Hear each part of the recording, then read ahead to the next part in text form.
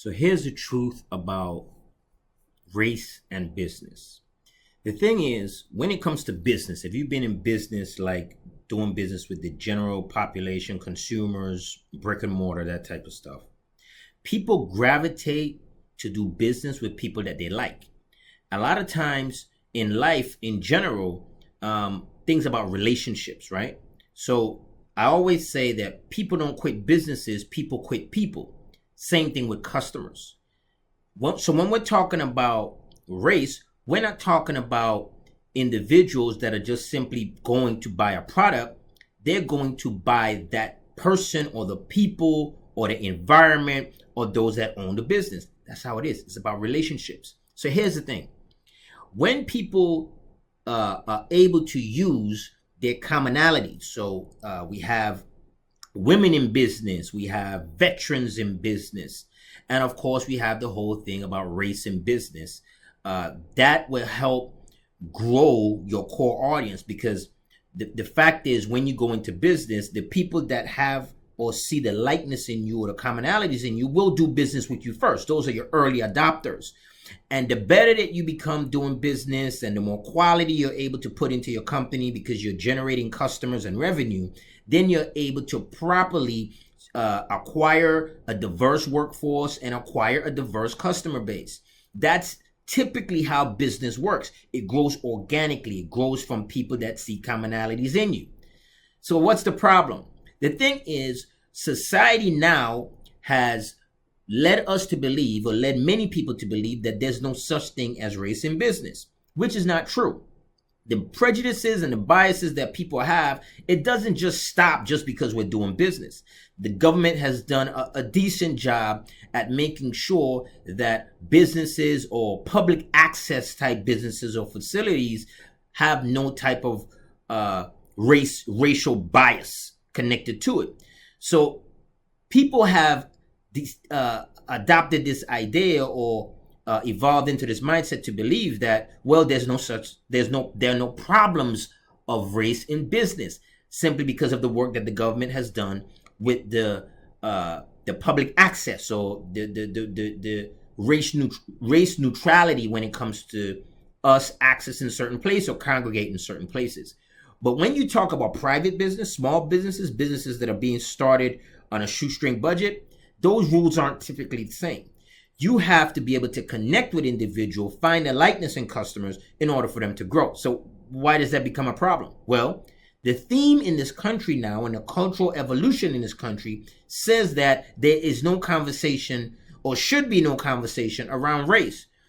Meanwhile, the reason why many of the, let's say, the white businesses were able to become so successful in this country, America has become able to become successful, is simply because of that, because of their ability to exclude certain individuals from participating in their businesses, and that affinity of their race helped them to prevail. Hence the whole whites only, white section only, white access only, and that happened for almost damn near 400 years. So that allowed them to become a powerful group, a group that can take those revenues and turn it into a very quality business, and then send the message. And as we know, the message that's being sent in our media makes us believe and feel like there's no problem us handing over money to people outside of our community. That is the culture. That's the way of life, right? And the fact remains that if a black person wants access to anything premium, anything high premium, so cars, clothing, the whole nine, we have to spend that money outside of our community. But it is being sold to us as that's the norm. Now we're evolving into a conversation that says, as I said before, there's no place for race in business.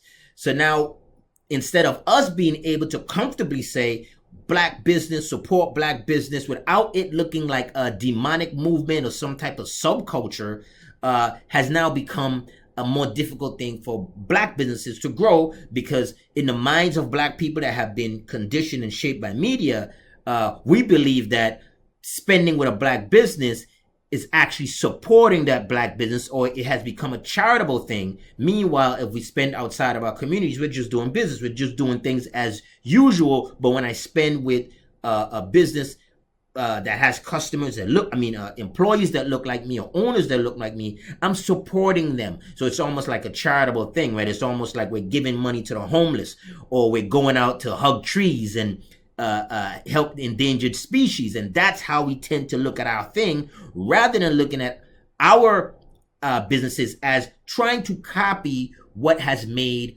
white and corporate businesses so powerful. The whole idea of being able to tap into our racial pride and racial affinity. So they're ostracizing that movement, and it is taking shape and grabbing hold to many people, including people in our community, including the high skilled workers, those that decide to go to non-black centered educational institutions, to the colleges, the whole nine, to get that education. And the race thing is being watered down, and now it's becoming a very, very difficult thing for black businesses to prevail. And what I see, if we don't get it together, what's going to happen is the whole idea of a black business being able to connect with black employees and black customers and grow organically that way, it's going to become extinct.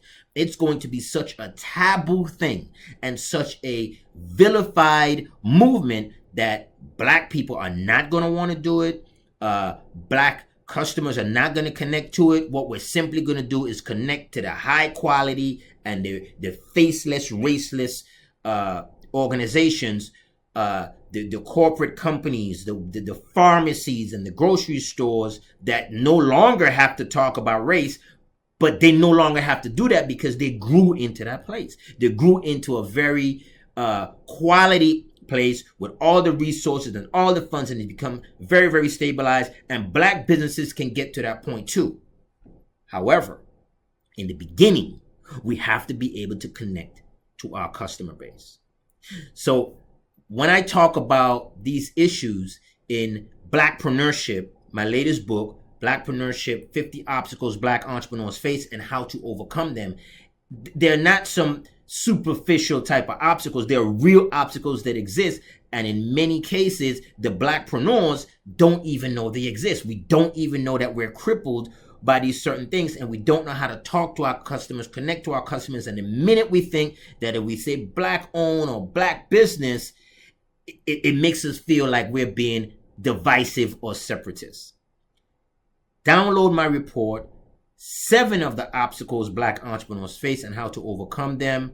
Check out my school, the Urban Business Institute. Check out my latest book, Blackpreneurship, 50 Obstacles Black Entrepreneurs Face and How to Overcome Them. This is a work of art, and it's really a study that has become more of a social movement that will help us with our economic movement. I'll see you on the other side of the report. I'll see you in my programs. That's it for now. Professor Devin,